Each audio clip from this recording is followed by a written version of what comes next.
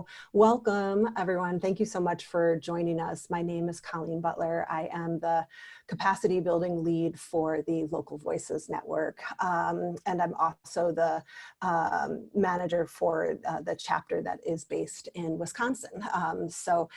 For those of you who are on the call from Wisconsin, welcome. And for those of you who have been in facilitator trainings that I've been able to do in different places, welcome to you as well. I'm really glad to have you all here. Before we jump in, I just also wanted to let Jess introduce herself as well. Jess is another team member at Local Voices Network, and she is on the call today helping me out with tech support. So if you have questions in the chat, she's going to make sure that we get to them. So Jess, if you want to just pop on real quick and do a quick introduction, and then we'll get rolling. Yeah, thanks, Colleen. Hi, everyone. I'm Jess. I manage the LVN Massachusetts chapter. And yeah, just here to help. So if there's anything that you need, just go ahead and put it in the chat. I will be kind of monitoring that. And thank you all for being here. Thanks, Jess. Before we get started, I just wanted to let you know, obviously you all are here for our Leading with Values session today, but we do have a number of other webinars that are set up for the coming weeks. So just wanted to let you know they're happening every Friday in June. Next week we'll be focusing on the LVN principle of focusing on our personal experiences, both as participants and also as facilitators of these conversations. That one's going to be the one that I would say is kind of most like a facilitator training. So that's going to be the training where we get into the strategies that you can use for, that can really be applied to any kind of small group conversation or dialogue. So if you're interested in kind of a deeper dive into facilitator training, hope you will be able to join us next week as well.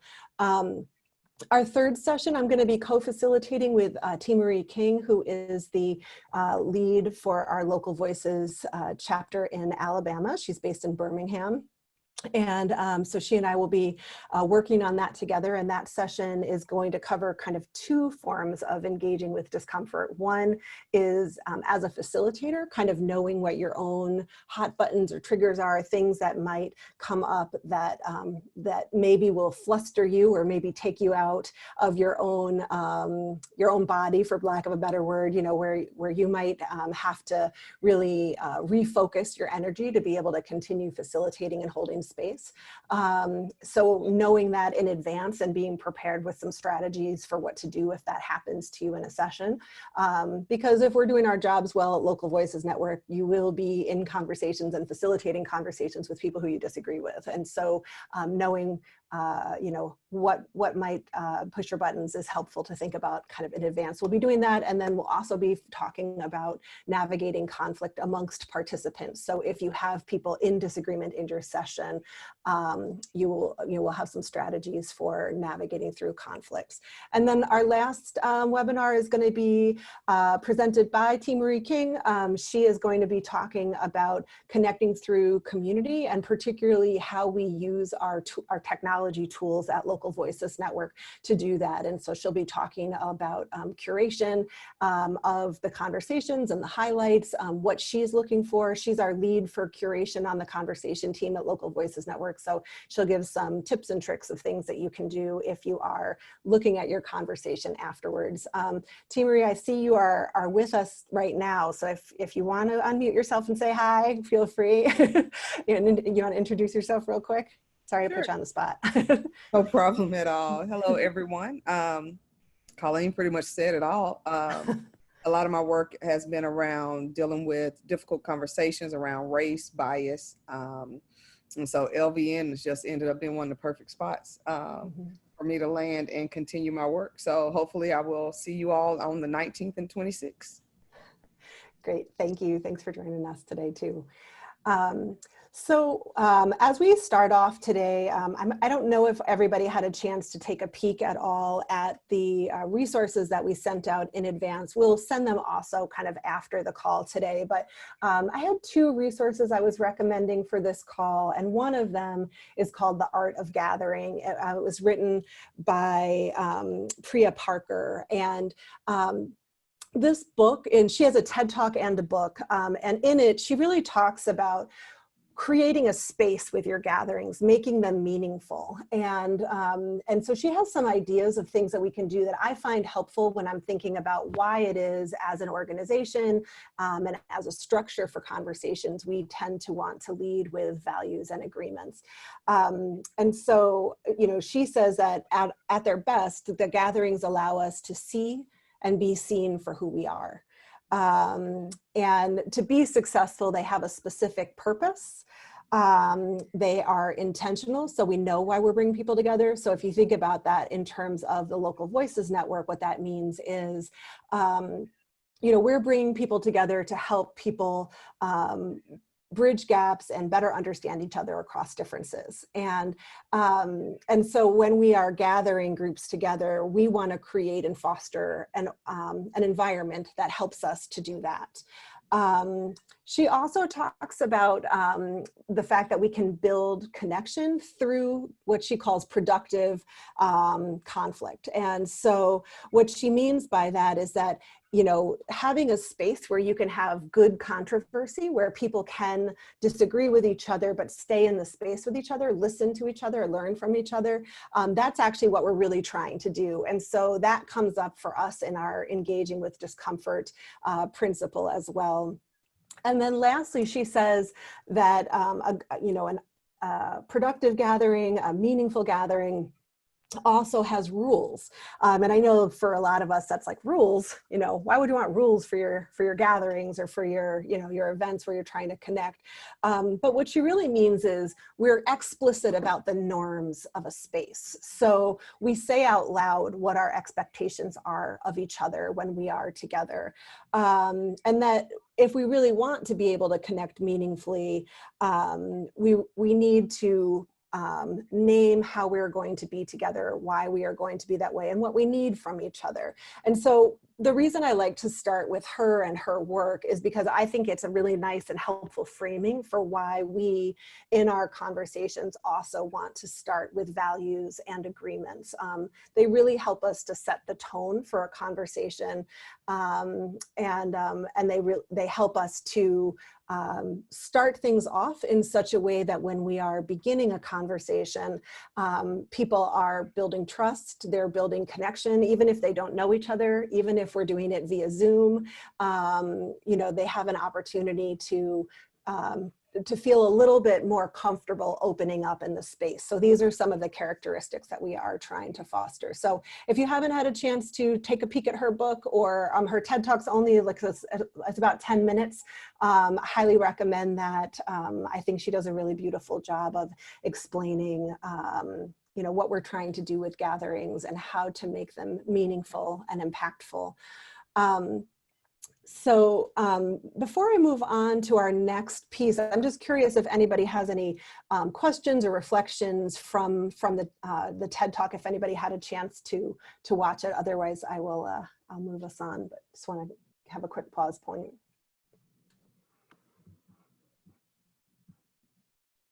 Nope. All right, we'll keep rolling then. Feel free to also, you know, put questions in the chat box. And thank you, Jess, for adding the link to the TED Talk for folks as well. So our next slide is something that probably everybody on this call is familiar with. I recognize all your names, so I know that this is something that we have had in our facilitator trainings that most of you have been to recently. But I'll just do a quick review and let you know that you can probably tell that these are the principles that we've organized our webinar series around. They also are the principles that we organize our facilitator trainings around. But these are the basic 4 principles that you'll see in any conversation. So on the call right now, I know we have people from different partner organizations, from media organizations to libraries. And so each of those organizations uses our partnership a little bit differently. And sometimes we have different conversation guides or scripts that we use with different organizations.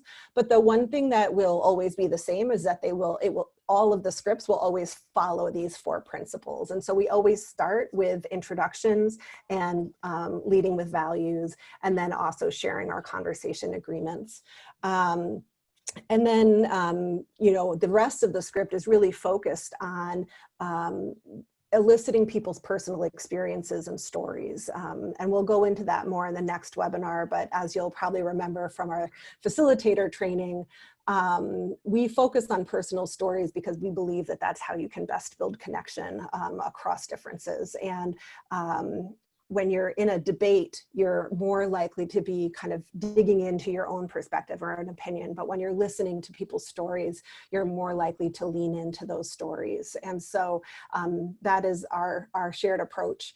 And then third, we talk about engaging with discomfort. And this is not something we build into the conversation. We're not trying to create a conflict in the conversations, but we do encourage you as facilitators to lean in when people are potentially coming from different perspectives or having disagreements in a conversation. We don't want our facilitators to feel like we need to move away from that. We want to lean into that. And then lastly, we talk about connection across community. And for us, really, the way that plays out is through our technology. And so when we talk about that, we're talking about bringing in people's voices from different communities, different neighborhoods. Since I've been at Local Voices Network, which is just about a year now, we have shifted and adapted numerous times. And the way that that's happened has been, the context of what's going on in our country or what's going on in our different communities has really informed the types of conversations that we're having, the people who are showing up for those conversations. And so what that means is, like, in a moment like right now, I have the opportunity to bring voices from New York City or Birmingham to conversations that we're hosting with people in Madison. And that opportunity is available to all of you as well. You can hear people's stories from different neighborhoods in your own community, and you have the chance to kind of share across those different areas. So that's what we mean when we talk about connecting across community. It's bringing the voices from different conversations together through our technology. And one of the ways that we do that is by our volunteers, our participants, our facilitators, and our staff all listening to conversations after they happen and pulling those conversations to, have highlights. And Jess actually is our team social media expert. And so she's been really doing a beautiful job lately of taking those highlights that people are pulling out and amplifying them on various social media channels. So we're also looking to partner, as you all know, with media organizations to amplify voices. So that's kind of our circle, is, how we go through our conversations. And so as I think most of you know this, so I'm not going to spend a lot of time on it, but we do always lead with values. And so I always feel like it's important to talk about our organizational values. But because I think most of you have heard me kind of do a little bit of a deep dive into all of these lately, I won't do the deep dive, but I do want this just to be kind of a visual image for you all about kind of what we are trying to do as Local Voices Network and Cortico with our project. And so, as you know, we are looking to foster constructive public conversation in communities and the media that improves our understanding of one another. And then we are guided by these 5 values of wanting people to bring their authentic voices into the conversations, being dedicated as a team to ensuring that we have diverse perspectives participating in conversations and being amplified out of the conversations, a community first approach. So the way that we have gone about Local Voices Network in different chapters is different, and now it's evolving again as we are moving into this virtual space. Our transparent process is really about the fact that we are growing and we are a new thing. The organization is new, the way we do things is new. And so we're just trying to be transparent with what our decisions are, who has access to the conversations, and making sure that any decisions that we're making, everybody who might be impacted by them is part of those decisions and aware of those decisions. And then lastly is measurable impact. And that is pretty self-explanatory. And I feel like, as somebody who's done a lot of dialogue work in my life, measurable impact has often been one of the most difficult values to try to work towards, because it's hard to say like what changed from the beginning of a conversation to the end. But I do feel like right now at this moment, we actually are in a place where Local Voices Network can draw a connection between what we are doing in these conversations and what's happening with those voices and how those voices are being used by public health agencies, by library partners, by different organizations in different communities to bridge across differences, policymakers. We have some foundations we're working with that are using this to inform their funding priorities. So I do feel like we are working towards that value, but that's something that's always top of mind for us, is we want things to be, we want to leave things a little bit better than they were before. So, so that's what we're talking about when we talk about measurable impact. Any questions on that before I'm going to kind of move a little bit more into some of the process pieces? Okay, you can tell I'm more used to doing facilitation than webinar presentations, so feel free. I like to talk if you want to jump in. So the next thing I want to talk about is restorative justice circles. And I'm bringing this up because this is something that informs my work, and because I am pretty involved in the conversation guide process and also in the facilitator training process, you will see the influence of restorative justice in many of the ways in which we go about the work that we do at Local Voices Network. So I just want to acknowledge that and say, you know, restorative justice circles are something that has kind of, I feel like, come into the more public sphere in the last few years, but it's definitely not something that that has only come to be in the last few years. It's just started to be more recognized in more mainstream institutions. It's really based on indigenous practices that you can find in the Americas as well as in Africa. Basically, what we are talking about when we talk about restorative justice is a process in which people get to acknowledge the harm that's being done in a community and figure out ways to work to repair that harm. And one of the strategies that gets used in a restorative justice process is a circle. So sometimes people make kind of put those two things together, but they actually are separate. Restorative justice is an overarching philosophy, and then the circle is the practice. And there are other practices you can do that are aligned with restorative justice. You'll hear about restorative justice conferences, which are mediated between smaller groups. But what informs my work and what informs some of what we do at Local Voices Network is really the circle process. So that has been interesting for us on Zoom. But you know, when we were in person, what that meant was that when you're in a restorative justice circle, you oftentimes have a talking piece. It's not mandatory. You should be sitting, you know, in a circle in which everybody can see each other. But when you have the talking piece, it means you have the opportunity to share from your perspective or your story. And when you don't have the talking piece, you have the opportunity to listen.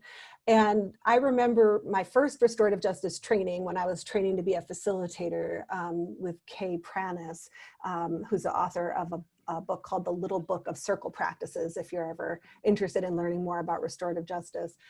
She said those same words I just said to you. And she said, when you don't have the talking piece, it's your opportunity to listen. And I remember on the inside kind of being like a little kind of almost internal smirk, you know, like, oh, it's my opportunity to listen. But I've been working with restorative practices, you know, maybe close to a decade, maybe not quite a decade. And she is so right. That is absolutely the right language. Because what happens when you do a circle process, and one of the reasons a circle process is beneficial generally, and then also specifically for what we're trying to do at Local Voices Network, is as you take turns, you're not going back and forth. And what that means is that you are not coming up with what to say in response to somebody else. So when you're in a circle, like if we were in a circle right now, it would be, you know, I would go, and then Jess, and then T. Marie, and then Natalie, Jacob, Kathleen, you know, we would kind of go around and we take turns, but I would not be formulating my response to what Natalie was saying. I would just be listening to Natalie, because the next person to talk after Natalie was going to be Jacob, you know? And so it takes some of the pressure off of you, and it really cultivates listening. And it's interesting because we call our project Local Voices Network, but I really think a lot of what we do is actually about listening. It's about strengthening our muscles to listen and hear people's stories and listen to the nuances within their stories. And so a circle process allows us to fully listen, to fully attend to other people's stories. So when you're in person, this is a very meaningful process. I've seen it used in a lot of different ways. And I will say that I was skeptical about our ability to use this process virtually. And I will say also that, you know, it's definitely different. It's not the same as doing it in person, but it is possible to bring in the elements and the components of a circle process to a virtual space and still get that deep listening quality instead of the back and forth. I'm always looking for what I'm going to say back. And so we do have some language in the script where we talk about the fact that it is a virtual conversation. So we're going to use a modified circle process where each person will take a turn. And then when we do that in the virtual conversations, I tend to put a list of people's names in the chat so that people know the order that we're going in. And I do that because you all have probably noticed this. I'm sure you've all been on a million calls in the last couple months on the computer. People are really right at this moment getting used to what it's like to pick up on people's nonverbals, pick up on the cues of when somebody trying to jump in, you know, are they multitasking? Are they paying attention to me? Like, what's happening right now? And so having a defined order in the chat just helps with the ease and the flow of the conversation, particularly at the beginning when we're getting to know each other. I use one of two processes as a facilitator for this. If it's a group that's relatively small, or a group that's really good at like fully listening and kind of paying attention, one choice that you have is to kind of call the little red microphone that you can see on everybody's Zoom screen when they're muted, ask everybody to mute themselves, and then say the talking piece is basically us passing the mic. So when I'd be done talking, I would put myself on mute and I would pass it to Jess, and Jess could take herself off of mute. And so on the screen, everyone would have a red mic except for Jess. And so it's like a virtual talking piece, but it's actually the opposite, you know, because it's the absence of the mic is what allows her to be the one talking at the moment.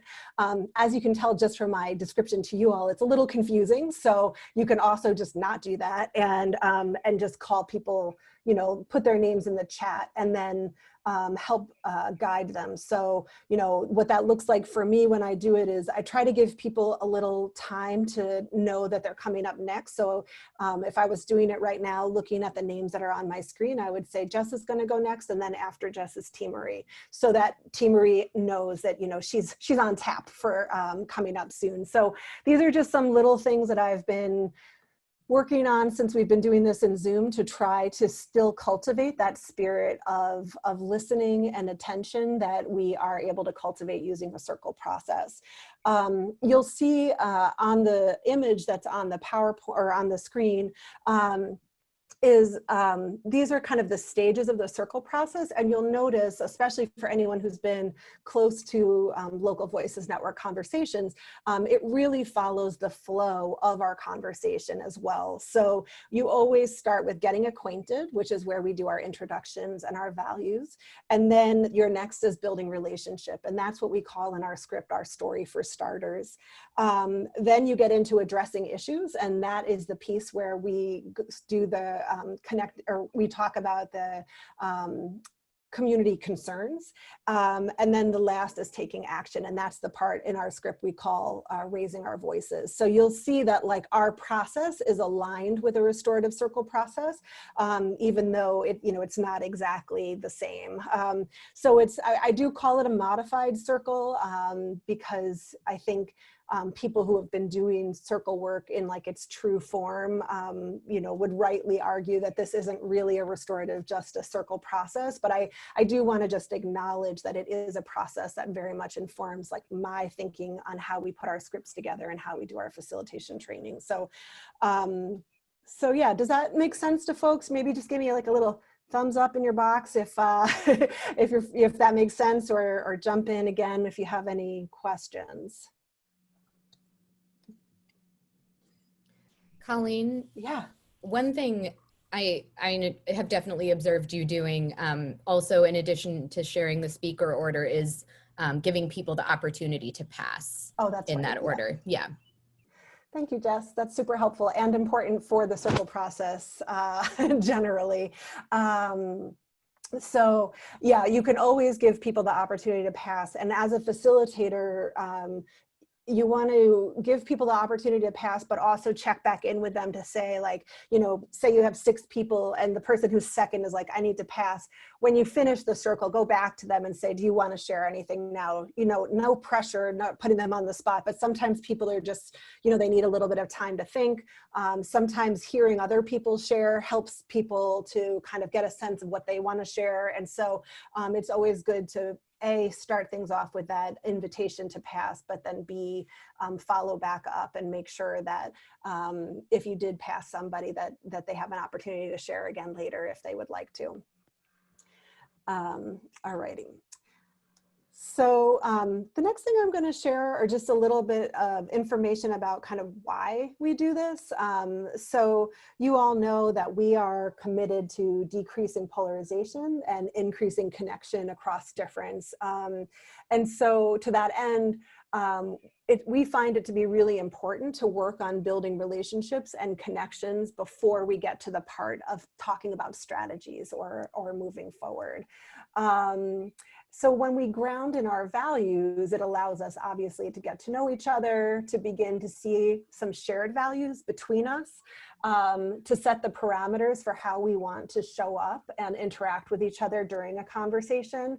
And then also to maybe challenge assumptions that we've made about each other. You know, we all come in, we're human beings, so we all walk with some bias just built into our brains. It's just how it is. And so when you join a call with somebody or you join an in-person conversation with somebody, your brain is already busy just making up stories about them. Don't feel bad, it's just the way brains are. And so when we start to get to know each other, that's your opportunity for your brain to kind of be like, oh, I was wrong about these things, you know, or, you know, this is a place where we can connect. And so, so it's really important to have that relationship building piece before we get into the vulnerability of sharing, like, what are your concerns or what are your experiences in your community that you would want to share.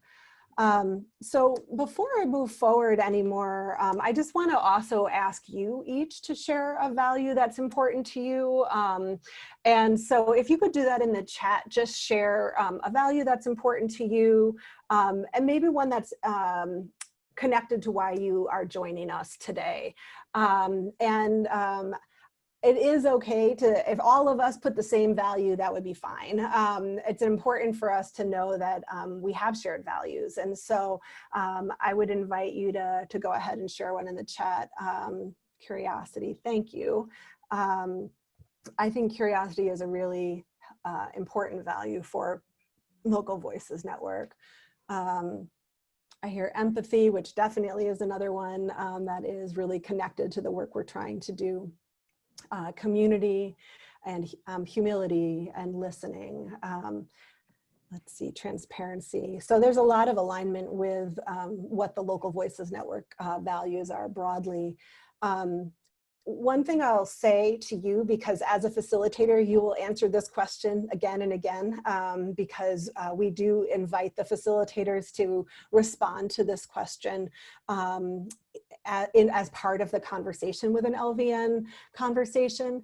And so I've been in conversations with a handful of folks on this call before, and I have probably like 5 values that I rotate through. And it's not, I don't think, because I am like fickle, but there are different values that really resonate for me at different moments and different days. And sometimes I value hope the most because I'm kind of desperate for it. And sometimes I value justice because it feels like the most resonant thing that I can bring to a conversation in the moment. So it's okay if that value that you shared in the chat today isn't even the one that you would share in a conversation tomorrow. And it's okay to share that with your groups as well, you know, letting people know when you share a value, it's not to say that's your only value, but to say that this is something that's really important to you, who you are, something you want other people to know about you, and that can shift. So I'm excited to share with you all next something that Jess actually helped put together for us, which is a little medley of a couple of conversations where people had an opportunity to share their values. And so this is, it's just a little kind of compilation of people sharing their values in LVN conversations. It's a couple of minutes long, so I would just invite you to give your attention to this, and you'll be able to read as well as hear people sharing their values. And I live in Rosendale, and a value that's important to me, I think, is respect, which I think is a basic value, but for me, I think respect is important because you always have to be kind to others and respect what they want, and also have respect for yourself. Immigrant in this country, I feel that the importance of relationship and the nurturing of relationship, it's key in terms of, you know, having different places where you feel that you belong or that you're othered by some reason. So I think that's why my value for sometimes keeps being the same, but it keeps getting deeper meaning, which is co-liberation. Mm-hmm. For me, I think if I had to come up with a word, it would be service. I love the purpose of social work, and we're here to serve others. And that's been a word for me that I think fits in whatever capacity. I'm about service. So it's vulnerability. Vulnerability within myself, as well as the vulnerability that other folks have shared with me. Other folks have been sharing with me, and I think in times of crisis, for me, that's something that's really important, to ask for what I need, and to do my best to show up for others, and supporting them in around what they need. So vulnerability has been valuable. Question. Something I really value is empathy, and also like meeting people where they are, and so trying to sort of understand other people's points of view and express your point of view in a way that's not in direct conflict, and sort of trying to find the common ground. And a value that I challenge myself to embody is peace. It's something that mentors help me to think through in terms of how to experience peace in very unpeaceful situations. And a value that is so important to me is compassion. Compassion for others, compassion for self. I think if we can engage with compassion, we can hear a bigger story.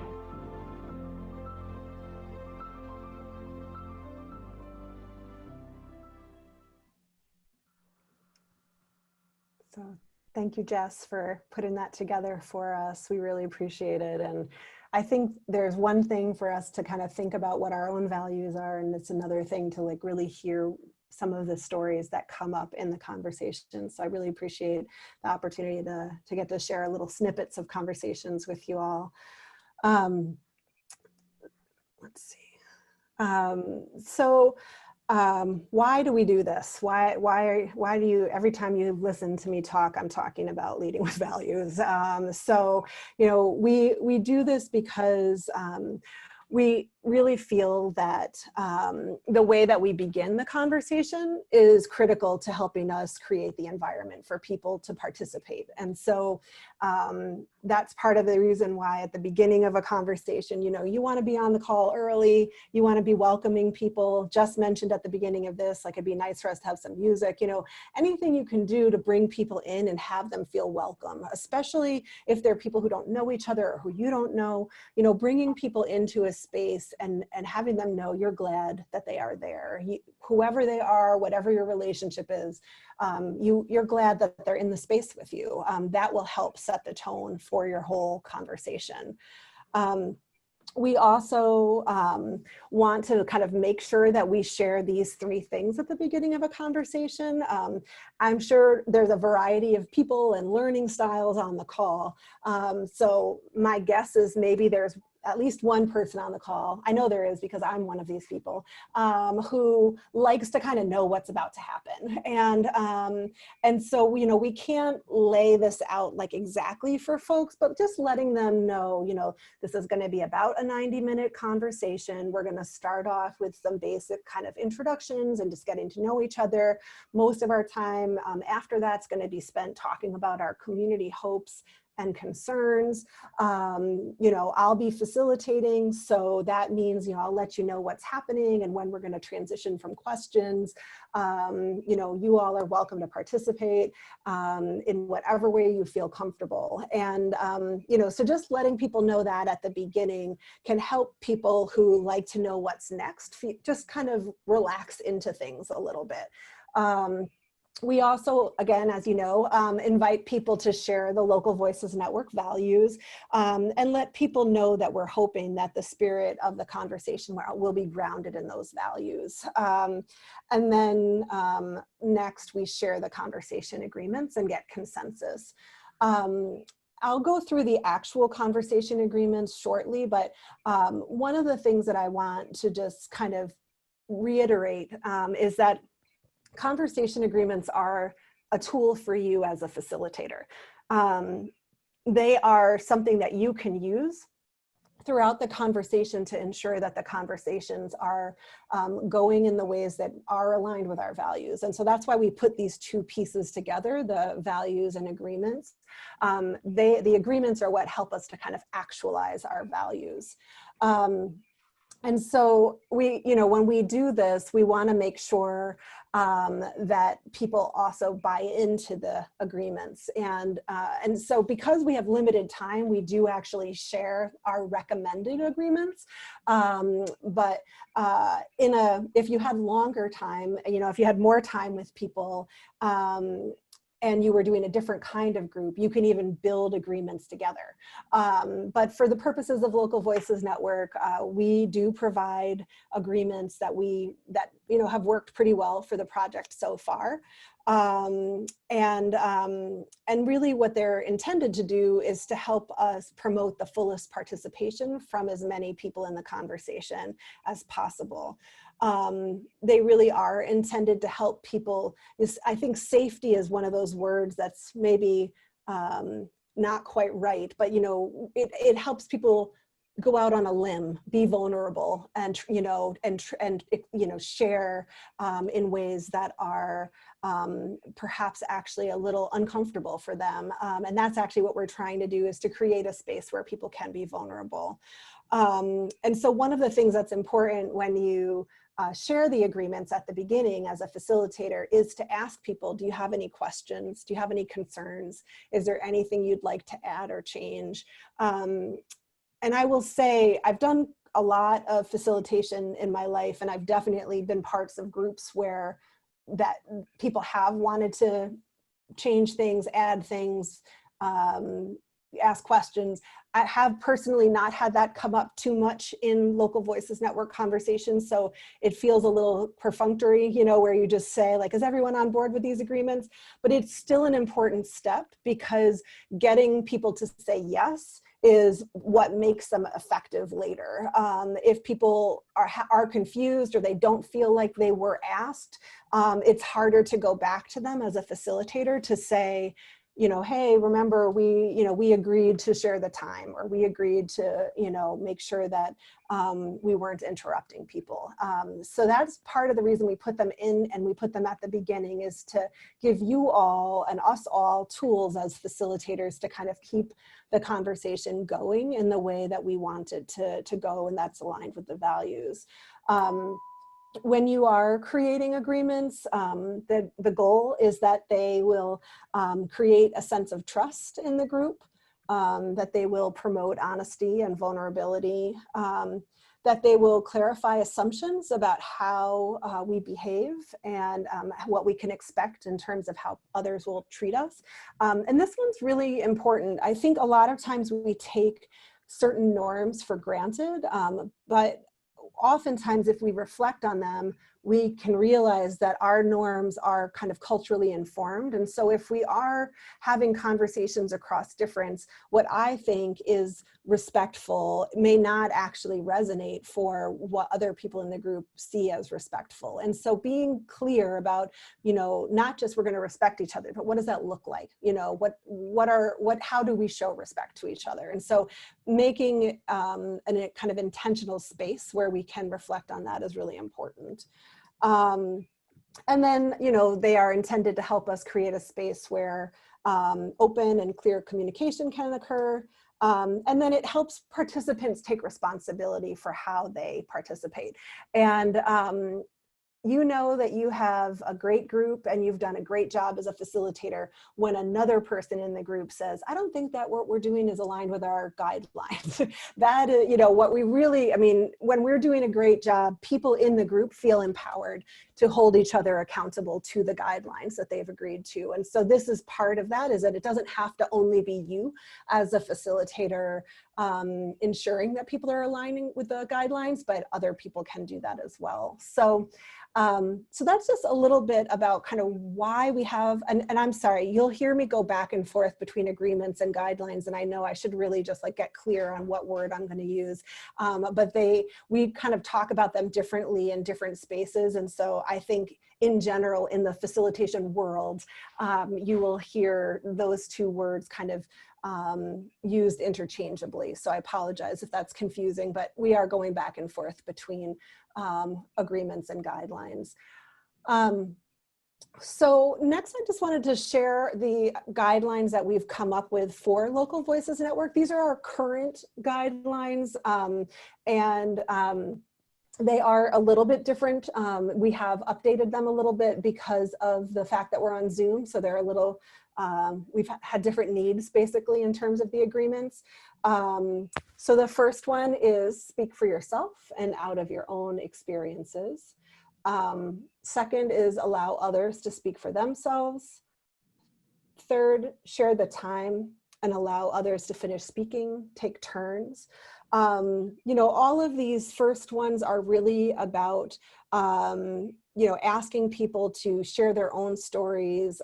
Other ways you might have heard this in different kind of agreements or guidelines in the past would be something like use I statements. Don't speak on behalf of an entire group. So those are some of the kind of, other ways I've seen them shared in different guidelines or agreements. Number 3 is kind of important. I think a lot of times as a facilitator trainer, one of the concerns I hear the most is, what do you do when someone's monopolizing the conversation? And so, making sure that you say at the beginning that we're going to share the time, we're not going to interrupt each other, we're going to take turns, stating that up front will give you a tool later in the conversation to come back to and make sure that, people are taking turns and are sharing the space. Stay curious, ask honest questions. This one is really about,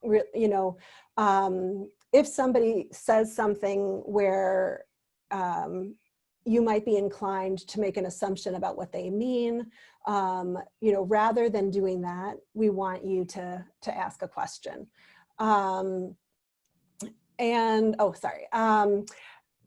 And then, the number 5 is pause and take time for reflection.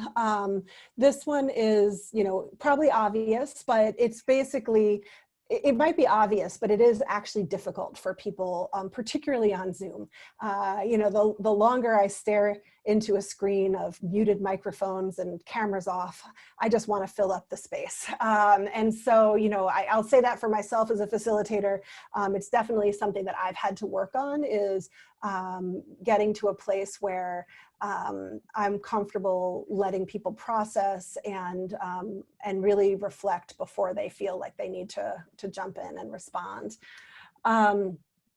Number 6, listen generously, assume good intentions while recognizing your words have impact. You know, this one is tricky. We went back and forth around the language for this one quite a bit, but basically, you know, this, when I've seen it more succinctly written, it's written as assume good intentions. And the problem with that is that, you know, it's great to assume people mean well, or that you're all on the same page, or you know, you're coming from a similar place.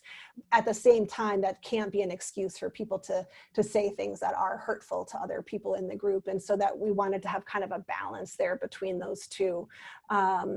You know, but generally coming from a place of curiosity rather than from a place of critique is what we're encouraging with this one. And then lastly, you know, this one's real basic, but it is also helpful and important. If possible, close unnecessary programs, applications, and notifications, and keep your phone on silent.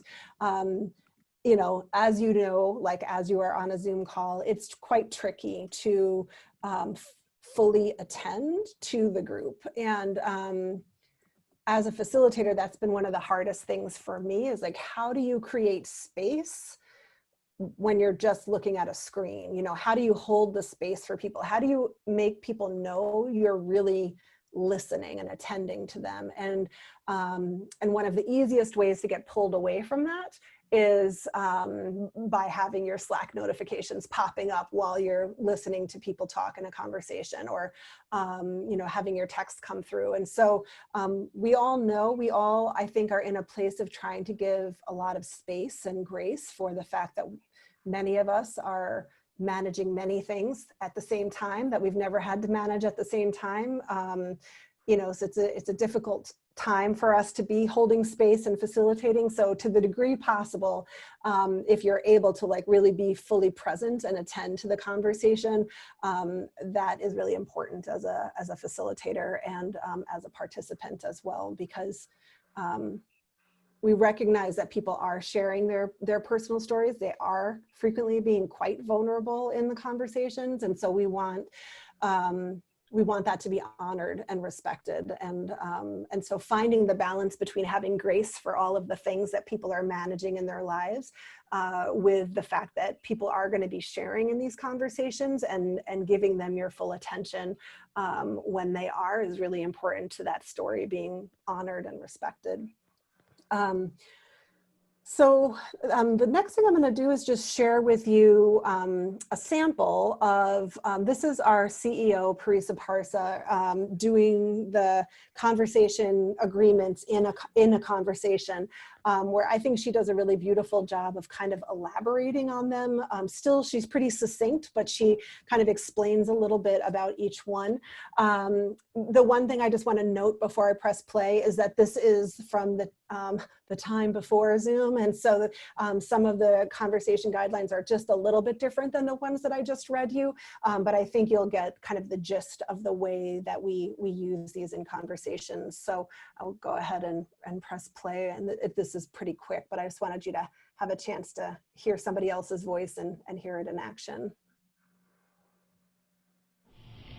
First, turn off all devices, including cell phones and smartwatches. I have my phone here, but it's going to be for timekeeping. Speak for yourself and out of your own experiences. Often we're burdened with feeling like we need to speak for a whole group of people or an identity group. We just want you to be free to speak for your own personal experience. Allow others to similarly speak for themselves. Share the time. Allow others to finish speaking. Take turns. Stay curious. Ask honest questions. When you find yourself tempted to a judgment or assumption, ask a question that can help to clarify. pause, take time for reflection. There'll be a little opportunity for pausing after each question is asked, but also between speakers. It's a good way to make sure that you've fully ingested the beautiful words of another before speaking yourself. Listen generously, assume good intentions, and take responsibility for the impact of what you share. And be aware that even well-intentioned comments might be hurtful to others in the group.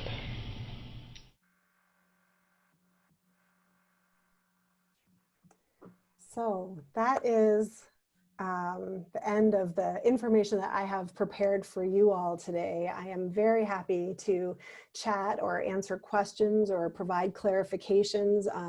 You all are, I think I can take folks off of mute if you'd like to jump in, or if you don't want to jump in and you want to put something in the chat, feel free to ask me anything.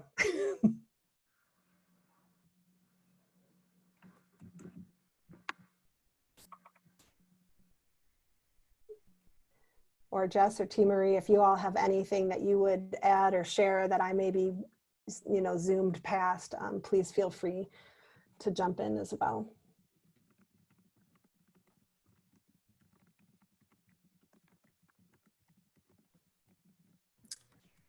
I think the only other thing that I would add that we've been doing in virtual conversations, and this is like a little bit in addition to what you shared, not something that you missed at all, but is that when after we go through the agreements and before we enter the values, which is the first time that people are being given the opportunity to speak after we go through all of this consent language and then go over the agreements, we sort of have been taking a moment to take a collective breath.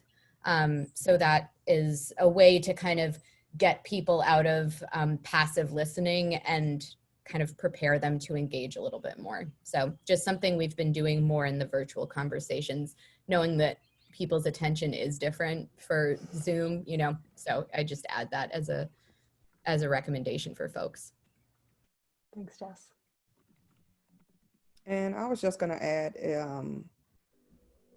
just take it in stride. I've had some Zoom conversations where kids have ran past in the background and shock everybody, or you hear birds chirping, when somebody is talking. So just take it in stride, as the conversation goes on, you get really caught up in the conversation and forget those other distractions. Thank you both. All right. Gonna give it, I'm trying to do my whole thing about allowing space for silence, but I'm doing a bad job, friends.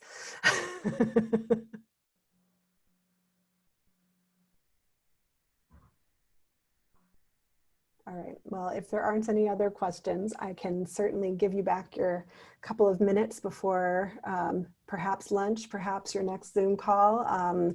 We do have a quick poll that I would love to invite folks to take. So I'm gonna go ahead and share that right now. It'll not take you more than less than a minute. So I'm going to share that now and say thank you to you all for being here. And if questions pop up, please let us know. Any of us that you see on the call right now, be happy to get back to you and respond. And if you haven't already, please feel free to register for our upcoming webinars. We'd love to see you in the weeks to come. So thank you all.